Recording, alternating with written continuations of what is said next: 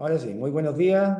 En este mes de enero nos van a presentar tres seminarios residentes que hayan realizado unos buenos seminarios durante el año y le corresponde en esta ocasión a Matías Cortés que nos va a presentar de fractura de rótula. Gracias, Matías. Dale nomás. Ya. Hola, buenos días a todos. ¿Se escucha bien, cierto? Se escucha y se ve bien. Dale nomás. Súper. Ya, entonces, primero que todo, gracias por la oportunidad de presentar en esta reunión.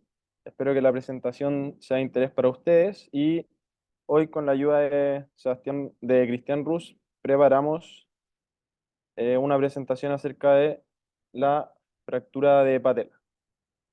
Entonces, primero, comentar la relevancia del tema.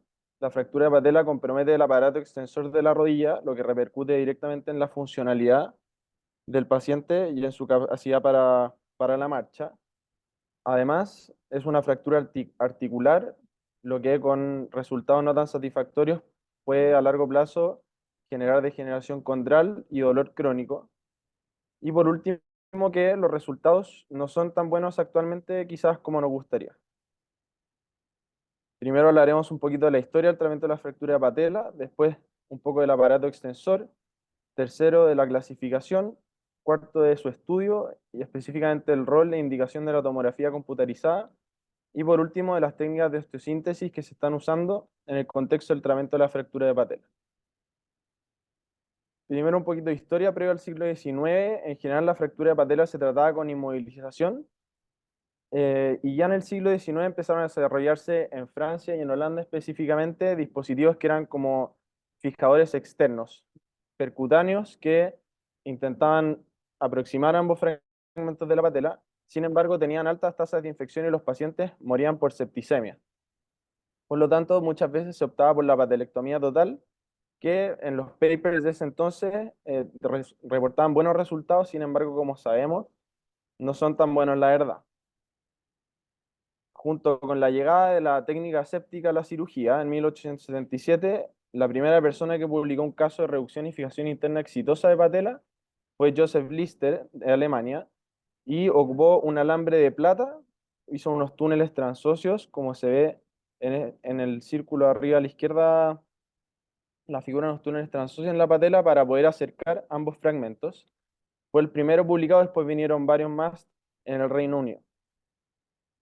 Ya en 1940, después de varios años, estudios biomecánicos evidenciaron la relevancia de la patela para el funcionamiento del aparato extensor y en 1950 la AO desarrolló el concepto de banda de tensión, que vamos a hablar más adelante, técnica que se fue perfeccionando a través de los años y en las últimas décadas aún más, junto a otras técnicas de osteosíntesis como tornillos, sutura de alta resistencia y por último, lo más nuevo que también vamos a hablar después son las placas bloqueadas que se utilizan para las fracturas de patela.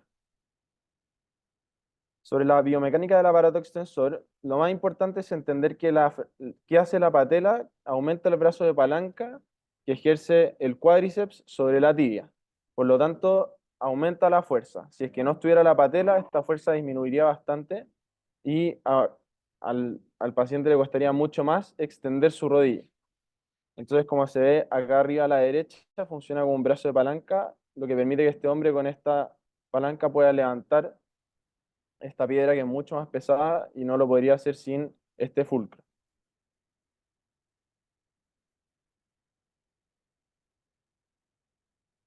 Destacar también que la patela, a medida que la rodilla se va flectando, la superficie que contacta con la tróclea femoral es distinta y eso lo que permite es disipar las fuerzas de contacto que se ejercen en esta articulación, que son bastante altas. Cuando el paciente salta, hasta 12 veces el peso corporal puede ejercer la patela sobre la tróclea femoral.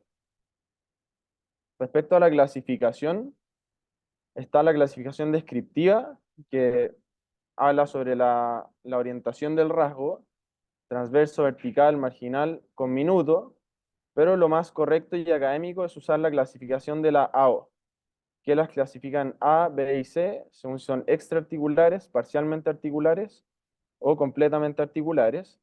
Y el rasgo más frecuente es el transverso completamente articular, que sería la 34C1, aproximadamente el 30%. Segundo es la parcialmente articular, que son rasgos verticales y son parciales porque compromete o la faceta medial o la faceta lateral. Y por último, las conminutas, que serían las C3.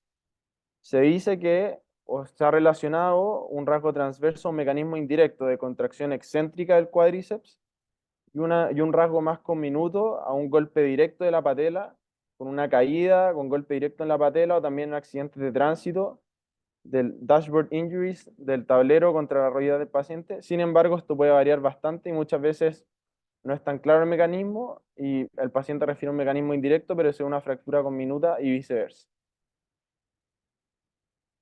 La historia más frecuente de los pacientes es que tienen una caída a nivel y son pacientes adultos mayores. Y cuando llegan a la urgencia tenemos que hacer una evaluación bastante específica, importante registrar si es que fue de alta o baja energía para ver cómo enfocamos a nuestro paciente, describir el mecanismo y los antecedentes médicos del paciente. Y en el examen físico, muy relevante, primero, descartar exposición ósea, porque eso puede cambiar rápidamente la conducta terapéutica. Segundo, diagnósticos diferenciales, buscar gaps no solo en la patela, sino también en el tendón cuadricipital y en el tendón patelar.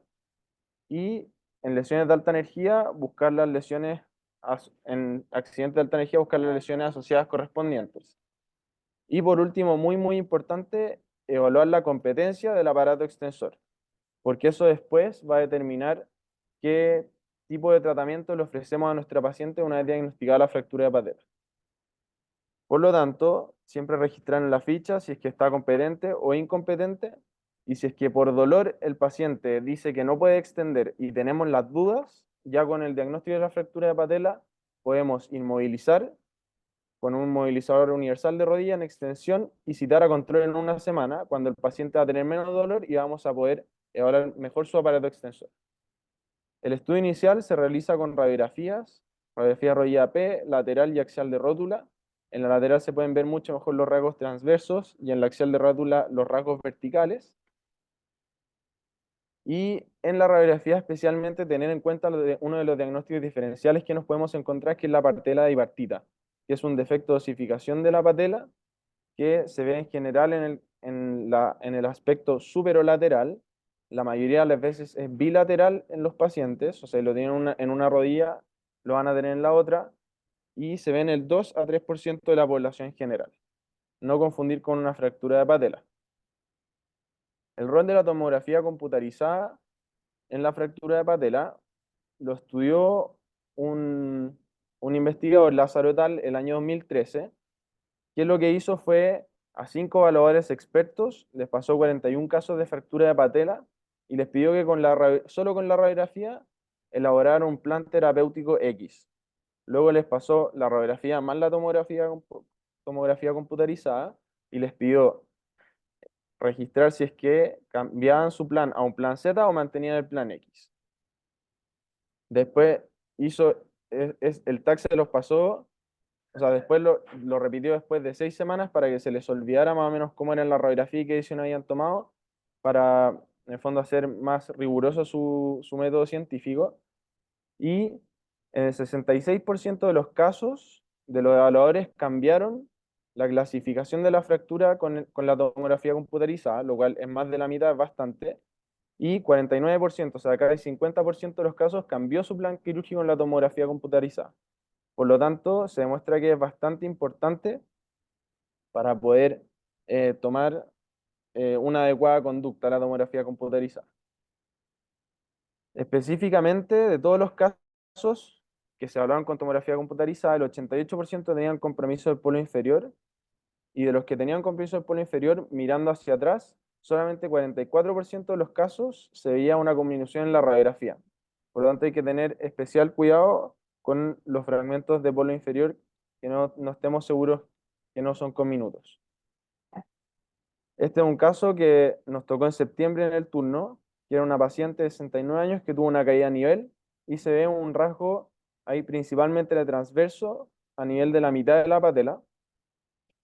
De todas maneras, completamente articular, sería una O34C al menos, y conversamos con el equipo de turno, teníamos bastante claro el tratamiento, ya que tenía un aparato extensor incompetente. Llamamos al staff de llamado, que en ese caso era Julio Espinosa, y le comentamos que la íbamos a citar con él para planificar la cirugía y nos preguntó si tenía una tomografía computerizada. Le dijimos que no porque no nos parecía necesario para el tratamiento, pero nos preguntó la edad. Y era una paciente adulto mayor de 69 años y él dijo, mejor tomémosle el TAC para ver mejor esa fractura". Y efectivamente se veía un polo inferior bastante conminuto y después vamos a desarrollar más el caso adelante, pero cambió la conducta terapéutica, la planificación de este síntesis de esta paciente, haberle pedido el TAC. Entonces, ¿cuándo solicitar tomografía computarizada? Si está disponible, solicitarlo, porque puede cambiar la clasificación y cambiar conducta y no siempre tenemos claro cuándo van a ser esos casos. Especial ojo con los adultos mayores. Sirve para medir gaps y escalones articulares y por lo tanto para ver mejor los rasgos y la combinación y hacer una mejor planificación preoperatoria. Respecto al tratamiento, históricamente se le ofrece tratamiento conservador a los pacientes que tienen un aparato extensor competente, lo cual es lo más importante para poder determinar, o de lo más relevante para poder determinar el tratamiento. Asociado a eso, un gap menor a 3 milímetros, más un escalón articular menor a 2 a 4 milímetros. Y también en pacientes, como toda cirugía, si el paciente no está apto para la cirugía, un paciente muy bajo de demanda, se podría plantear un tratamiento conservador. El tratamiento conservador consiste en mantener, volvemos al siglo XIX más o menos, un poco más sofisticado, pero con inmovilización de rodilla, eh, em, van a ser unas 8 semanas en total, pero desde que se empieza, se controla las 4 semanas con radiografía, con la rodilla en extensión totalmente, sin doblarla, y a las 4 semanas, si es que los fragmentos no se han desplazado, recién ahí se puede empezar a realizar rango pasivo. Los resultados son variables, se han reportado 80-90% de buenos resultados. Sin embargo, un paper reciente, el 2019, tuvo resultados bastante pobres en escalas funcionales. Por lo tanto, según los criterios anteriores, hay que elegir correctamente al paciente y también conversar con él que sea una decisión compartida. Quizás tener un tratamiento, un pronóstico más predecible puede ser mejor y tener menos incertidumbre. Respecto al tratamiento quirúrgico, se le plantea a pacientes que tienen un aparato extensor incompetente, que tienen un gap de 3 entre los fragmentos de 3 milímetros o más, o un escalón articular de más a 2 a 4 milímetros. Recordar que el cartílago de la patela, el grosor es entre 6 a 8 milímetros, bastante grueso, y también pacientes con fractura expuesta. Los resultados de tratamiento quirúrgico van muy relacionados al tipo de osteosíntesis de los cuales hablaremos ahora, pero una de las complicaciones más frecuentes es que la osteosíntesis sea sintomática, lo que puede llevar al retiro de la osteosíntesis o hacer una reintervención al paciente. Y destacar que hasta ahora lo que muestran los estudios es que los resultados funcionales y la tasa de unión es independiente del método, o sea, son todos bastante parecidos. Lo que se diferencian es en la tasa de osteosíntesis sintomática. Los objetivos del tratamiento quirúrgico, ya dado que es una fractura articular, tenemos que buscar una reducción anatómica para una estabilidad absoluta. Y después vamos a ver que los tratamientos han ido evolucionando a buscar una rehabilitación cada vez más precoz. Tenemos el constructo de banda de tensión con agujas K. Después tenemos el constructo de banda de tensión con tornillos canulados, que puede ser con alambre o con suturas de alta resistencia. También en un rasgo transverso podría ser tornillos solos con técnica compresiva. Y allí se ve una imagen de las placas. Y por último, se puede hacer una combinación de las técnicas. En este último caso, un tornillo para solidarizar los fragmentos proximales y luego un constructo de banda de tensión para completar la reducción y fijación interna. Aquí una representación radiográfica de cada uno de los métodos mencionados. Y primero hablaremos de la banda de tensión con agujas, que es el método más frecuente utilizado probablemente en el mundo y en las últimas décadas. Es poco costoso y, como dijimos, la tasa de unión y los resultados funcionales son buenos, aceptables al menos, en más del 80% de los casos según la literatura. El concepto de banda de tensión convierte fuerzas de distracción en fuerzas de compresión, lo que logra una compresión dinámica de la fractura. Y especialmente en estos casos de los constructos de banda de tensión con agujas K, la osteocinta sintomática puede llegar hasta un 50%. Y hay series que hasta un 22% de los casos han reportado pérdida de reducción, que se define como una separación de más de 2 milímetros entre los dos fragmentos. Y esto puede causar al final un déficit de extensión del paciente y que no logremos los objetivos deseados. El funcionamiento de la banda de tensión, como mencioné antes, convierte fuerzas de distensión, siempre va a haber una cortical que se distiende, aquí a mano izquierda, otra que se comprime, y al poner un dispositivo que evite que se separe la cortical de la tensión, todo eso va a hacer que el rasgo de fractura se comprima, y eso en la patela se representa con el cuádriceps traccionando hacia arriba, después el alambre por anterior evitando que la cortical de tensión se separe, lo que comprime el foco de fractura. Hay requisitos para poder hacer una alta tensión, que el patrón de fractura sea capaz de soportar esas fuerzas compresivas, si no la fractura al final se va a desarmar. También que debe haber una cortical intacta opuesta al constructo de alta tensión, que en este caso sería la superficie articular continua, porque esa es la parte que buscamos que se comprima. Y que el constructo también debe soportar la fuerza de tensión, es decir, que los alambres deben soportar la fuerza de tensión que ejerce el cuádriceps sobre el constructo. Entonces aquí vemos una superficie articular continua, asumimos que este constructo va a aguantar y bueno, es un rasgo transverso que históricamente se ha visto que aguanta bien este tipo de constructo. Ahora la banda de tensión con contenidos compresivos tiene una superioridad mecánica según los estudios que se han hecho sobre el constructo con agujas. Resiste 732 newtons, o sea, a 732 newtons falla recién, en cambio la otra falla más o menos a los 300 newtons. Busca compresión interfragmentaria con tornillos, es mejor para fracturas transversas y es una compresión más estática. Sin embargo, para fracturas bastante conminutas o en pacientes con osteoporosis, puede llegar a romper los fragmentos de la fractura, por lo tanto hay que tener ojo en esos pacientes. Y quizás no es el mejor constructo. Entonces, ya con estas dos técnicas de osteosíntesis, ¿qué necesitamos como becados para poder llenar una orden de pabellón si es que nos pide nuestro staff y no ser unos becaditos indefensos? Primero, una pinza de reducción de patela, que es muy importante. Y segundo, la aguja K, el alambre, la sutura de alta resistencia, tornillos canulados y motor, isquemia y rayos. Y con eso probablemente vamos a tener al menos un pabellón completo y poder hacer lo que tenemos que hacer. Ahora, para hacer la banda de tensión, se tienen que cumplir también, o hay factores que influyen mucho en los resultados. Este paper mencionaba que el largo de la aguja no puede sobrepasar el 25% del largo total de la patela, ya que en el fondo por la tensión se pueden romper los alambres y habría que reintervenir al paciente, y eso pasa precozmente. Lo otro es que las agujas estén más o menos en el tercio medio de la patela, hablando de superficial a profundo, en el tercio medio de la patela idealmente, en este caso estaban más en el tercio anterior, y lo que pasó precozmente en el control del mes es que si se fijan en la superficie articular, al principio no tenía un escalón articular y al mes sí lo tenía. Por lo tanto, ahí quizás los resultados no van a ser tan buenos o puede generar dolor a largo plazo.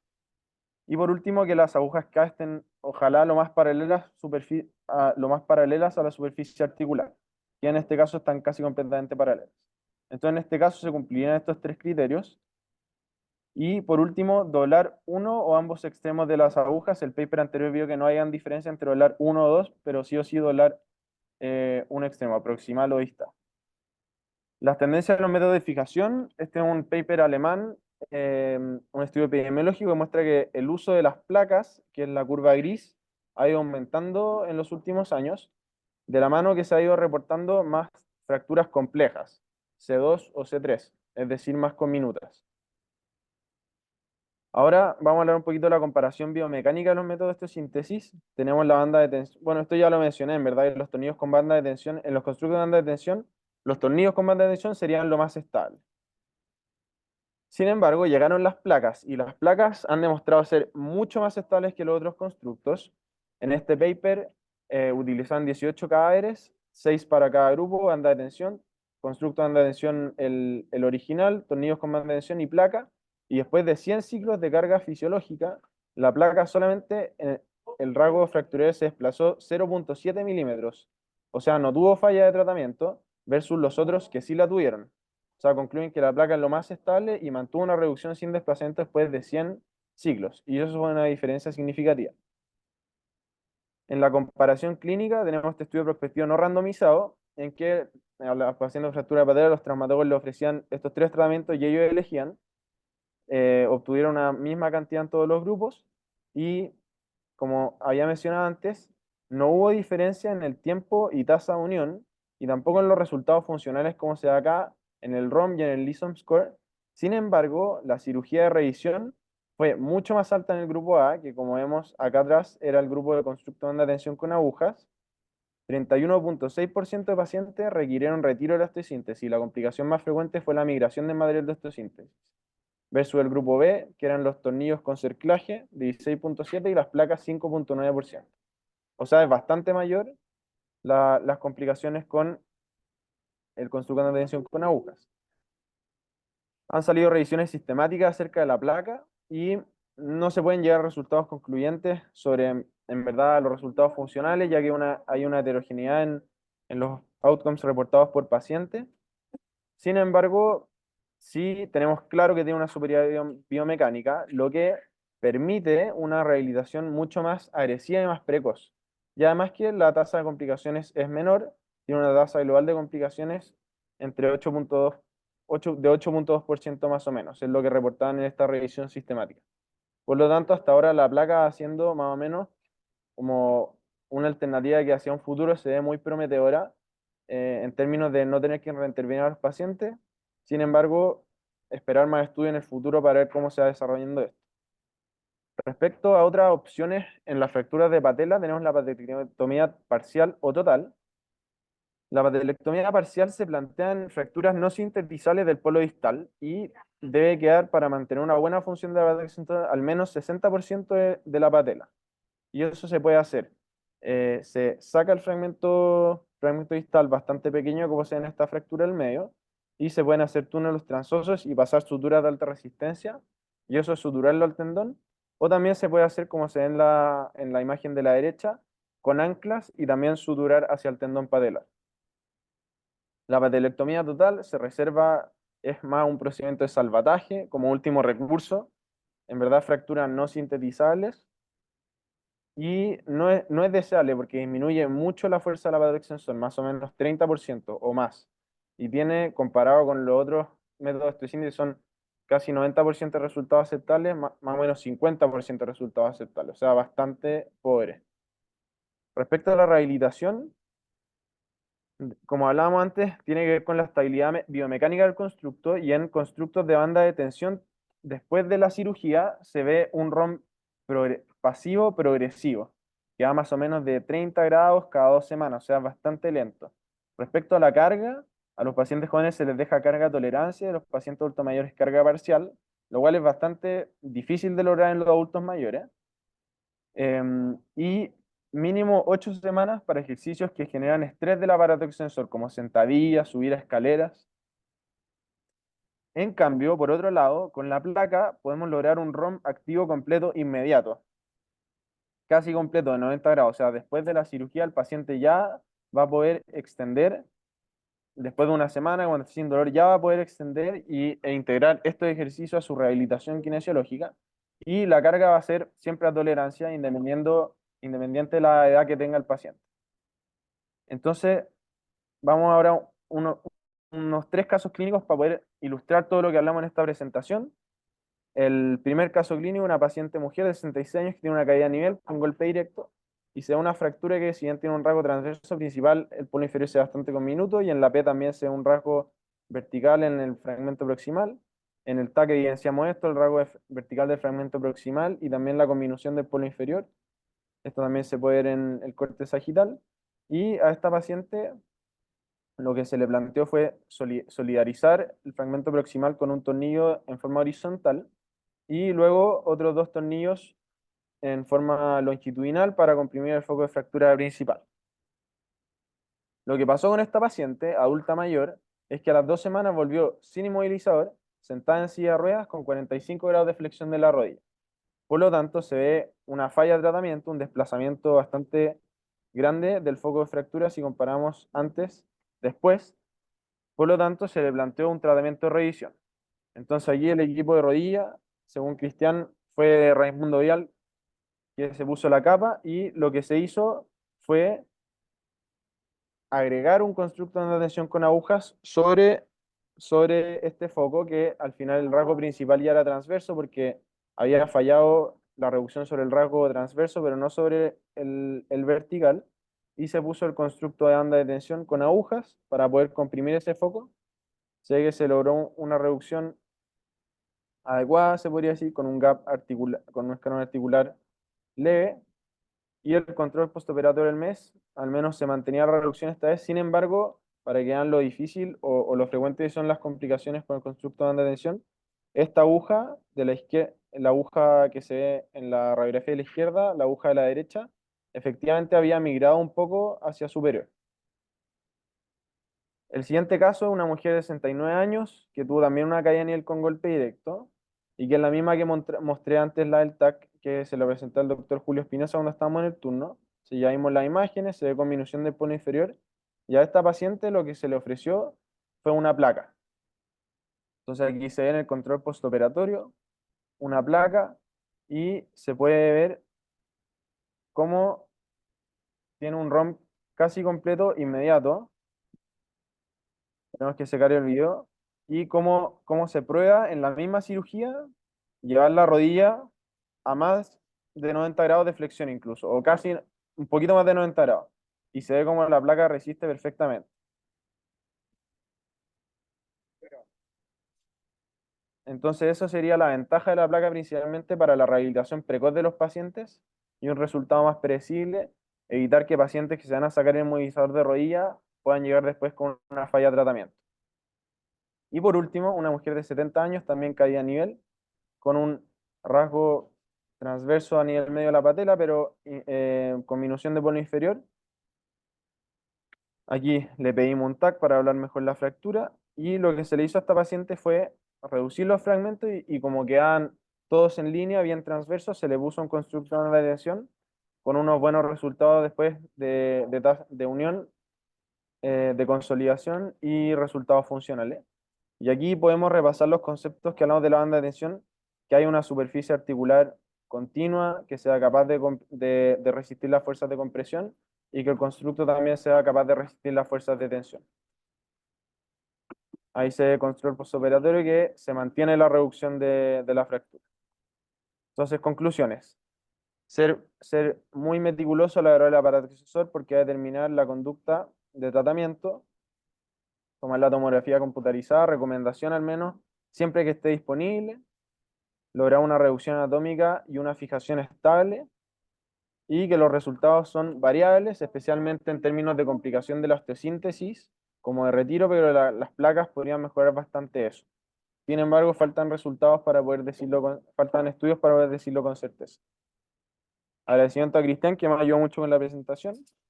Y aquí tienen unos QR que pueden ingresar a la carpeta donde están todos los papers, también los de historia de la patela, que estaban bien entretenidos, y el extenso que preparamos para mis compañeros en junio del año pasado, si no me equivoco, más la bibliografía. Eso, muchas gracias por su atención y espero que les haya gustado la presentación. Me pasé un poquito el tiempo, perdón. Perfecto. No, perfecto. Muy bien, Matías. Ahí deja de compartir nomás. Oye, Matías, a ver, primero quería felicitarte por la presentación, ¿ah? Una presentación muy entretenida. Nos Qué contaste bueno. toda una historia desde de la parte más histórica de las fracturas de patela hasta la actualidad de las placas. Pero muy bien, ¿ah? De verdad te felicito, la diapositiva es muy entretenida, la presentación al callo y con datos súper actuales que nos hacen aprender a todos. Así que felicitaciones por la presentación, de verdad muy, muy buena. Así que felicitaciones también ahí al tutor. Yo tengo una pregunta un poco obviamente aprendí, ¿ah? Yo en mi época lo de las placas, la verdad que no existía, era solo un poco lo del Obenque. No sé si un poco leíste algo Porque hay mucha discusión ahora si lo ven que efectivamente transforma estas fuerzas de distracción en compresión, si efectivamente hace una estabilidad absoluta, eh, y un poco de las placas, si efectivamente la disponibilidad de las placas, esas son mis dos preguntas. ¿Es una caja que hay que pedir, que está aquí en el hospital? ¿Cómo es? ¿Hay varias empresas que la tienen o es una sola? ¿Cómo es el uso de las placas también? No sé si me contestas tú o Cristian. Nos Voy yo. complementamos, yo creo. Ya, Oye, dale, dale, dale, Mati, Dale parte. tú, Rufo, sí. está, Sí. respecto a Eh, respecto a la compresión de lo Enkei, no puse ningún paper en la presentación, pero sí leí un poco someramente que habían varios autores que ponían en duda lo que usted dijo, de efectivamente la compresión que logra lo Enkei sobre la fractura. Ya como en el 2000 habían algunos papers publicados. Quizás hubiera sido bueno revisarlo y ponerlo en la presentación, pero efectivamente parece que hay duda al respecto. Y respecto a las placas, lo que tengo entendido es que son bastante caras, pero bueno, yo creo ahí, Cristian, que tuvo este caso con Julio Espinosa, nos va a contar mejor. Hola. Oye, primero, hola a todos. Gracias, Mati. Muy buena presentación. Respecto a la primera pregunta, Felipe, claro, teóricamente lo ven que sí produce, en el fondo, transforma esta fuerza de tensión en compresión. Uno pensaría que en el fondo lo ven que trabaja con la rodilla en flexión. En el fondo, en flexión se logra esta compresión, sin embargo, igual hay una tasa de falla de lo ven que cuando la rodilla es sometida a estrés. Entonces, como que teóricamente uno tendería a pensar que con el Obenque en el fondo uno podría flectar tranquilamente a los pacientes en el postoperatorio, pero igual se ven tasas de fallo. Entonces, finalmente, como que este concepto teórico al final a mí me genera ciertas dudas y yo igualmente en el fondo la recomendación que creo que uno da, y no sé si el resto del equipo en el fondo está de acuerdo, es que finalmente igual tenemos que dejar inmovilizados a estos pacientes, sobre todo si están adultos mayores y tienen un stock óseo que no es muy bueno. Entonces hay como una paradoja ahí entre la teoría y un poco lo que hacemos en la práctica. Y respecto a las placas, sí, en una como que se puso medio vendedor ahí el Mati, No, como ahí declaro no tener conflictos de interés. la placa yo creo que en el fondo ha aumentado mucho su uso, como decía el Mati, el último tiempo. Es un método de osteosíntesis que es mucho más caro que el resto de los métodos que disponemos actualmente. Está disponible en la Católica. Hace creo que fueron 2 meses, pusimos nuestra primera placa del equipo con Julio, en una paciente que tenía esta fractura de polo distal con minuta, que ciertamente también era, o sea, era posible en el fondo utilizar otro método de osteosíntesis, pero Julio lo conversó con la paciente. El método es mucho más caro, no tenemos tan claro, o sea, la evaluación de las series de los resultados es a corto plazo. No sabemos, por ejemplo, a ciencia cierta, o sea, hay series como bien preliminares, pero respecto del porcentaje de retiro de osteosíntesis, porque igual es una placa, o sea, igual provoca un conflicto de desplazo de la placa, gruesa, grande, va por anterior, entonces yo realmente no sé cuál va a ser el resultado a largo plazo del retiro, sobre todo, que es una complicación principal de las fracturas de rótula. Sí, obviamente los pacientes les permitimos ROM activo en el fondo, en el postoperatorio. Ustedes vieron la osteosíntesis, la probamos incluso en el intraoperatorio y es súper estable. Eh, pero finalmente yo ahí como un poco abogado de de los dispositivos antiguos de osteosíntesis, creo que finalmente con un buen proceso de rehabilitación y logrando una buena estabilidad con tornillo, con que en el fondo puede ser que el proceso sea más largo, que la rehabilitación del rango articular sea más progresivo, pero finalmente el resultado final puede que no sea tan distinto. Es atractiva la placa y siendo estrictos con la indicación, yo creo que hay dos indicaciones principales. Una, las fracturas que son bien conminutas, tanto del polo inferior como del polo superior, y se utiliza bastante para las revisiones, que a mí me tocó ver varios casos en la mutual. Cuando ya no hay otra alternativa posible, la placa puede ser una buena opción. Perfecto. Sergio quiere preguntar algo, parece. Y el Sí, servidor. buena la presentación. Gracias, Mati. Bueno. Una pregunta para Ruth. Ya entendí tu planteamiento conservador, pero si tú tuvieras ahí una fractura en el fondo, ¿te pondrías ahí una placa o con minuta? ¿Una placa o te pondrías uno en que la sincera? Una placa, 100%. Si es con minuta. Claro, y si es Sí, Con con transversa, minuta, minuta, claro. 100%. y si es transversa, Perfecto. Tornillo.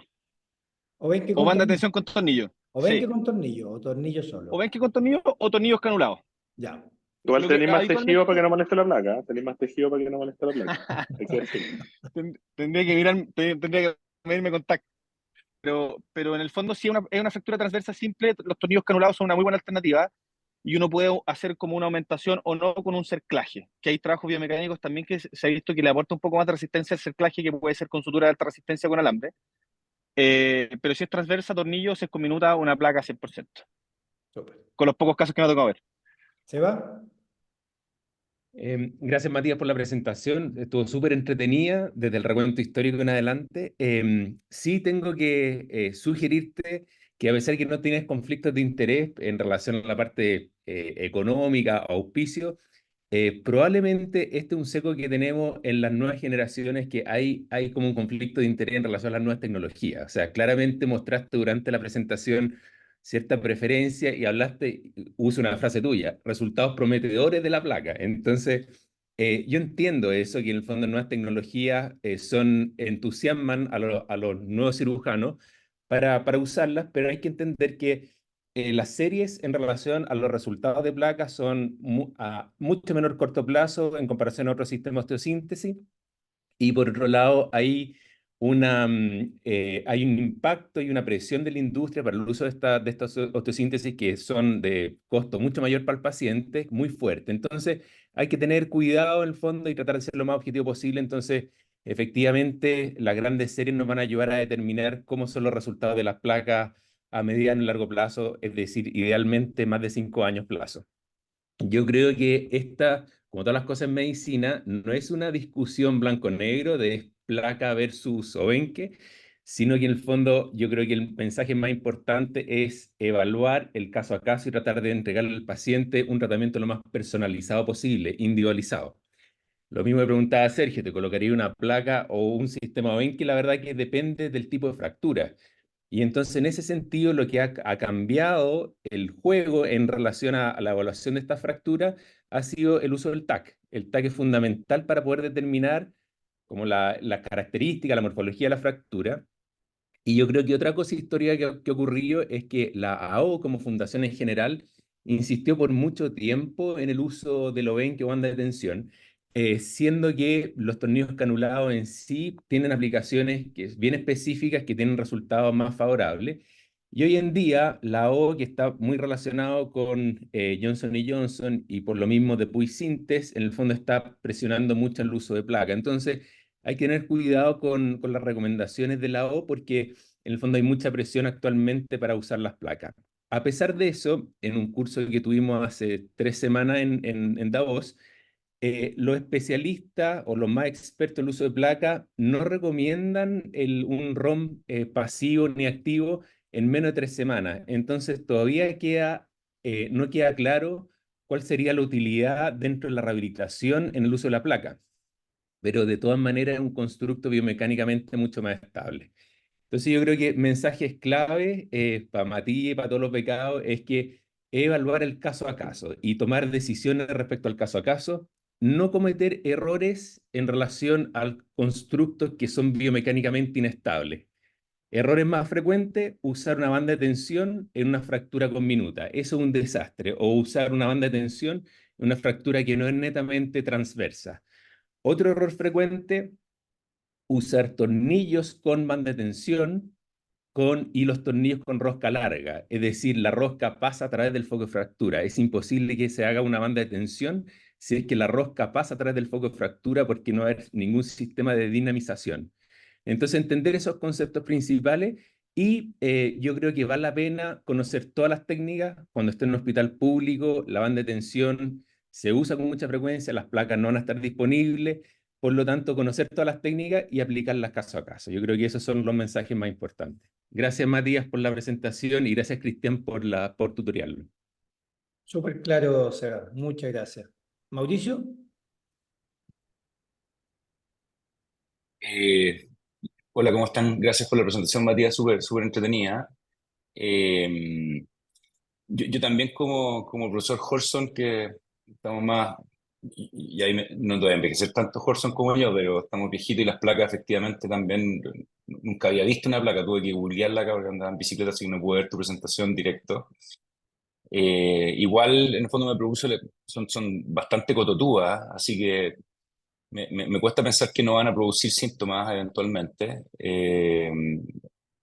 Y claro, yo creo que lo entretenido de esta presentación a mí me quedo con este movimiento, el movimiento de la industria empujando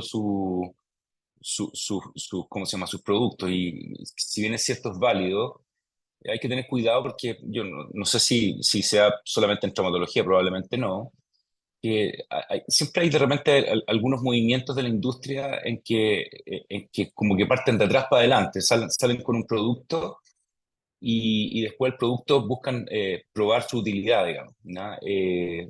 Cuando en general debería ser mucho más al revés, digamos, que es perseguir la necesidad no satisfecha o algún gap de cuidado en los pacientes y tratar de buscar algún producto.